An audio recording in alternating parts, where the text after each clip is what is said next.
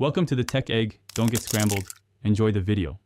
In this video, I will explain how to change your Toyota Camry engine oil. First, gather all your essential tools and supplies, including a new oil filter, fresh engine oil, a drain pan, and a wrench. Make sure your Camry is parked on a flat, stable surface. It's best if the engine is slightly warm, not hot, as this helps the oil drain more easily. Now, let's get ready to access the drain plug and oil filter. Now, let's drain the old oil. Position your drain pan directly under the oil drain plug. Using the appropriate wrench, carefully loosen and remove the drain plug. Be prepared for the oil to flow out quickly. Allow at least 10 to 15 minutes for all the old, dirty oil to completely drain from the engine.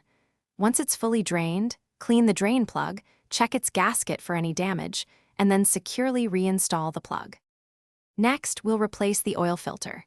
Carefully unscrew the old filter, remembering that some oil will still drip out, so keep your drain pan underneath.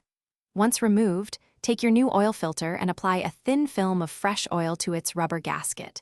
This ensures a good seal. Hand tighten the new filter until it's snug, then give it about an additional 3/4 of a turn. Finally, pour in the recommended amount of new engine oil, typically around 4½ to 5 quarts, through the oil filler cap.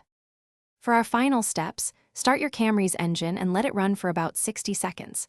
This allows the new oil to circulate throughout the engine and fill the new filter. Turn off the engine and wait for a few minutes, perhaps 5 to 10, allowing the oil to settle. Then, check the oil level using the dipstick. It should be between the add and full marks. Top off if needed. Remember to take your old engine oil to an approved recycling facility for proper disposal. Thanks for watching. Consider subscribing if I helped unscramble your problems.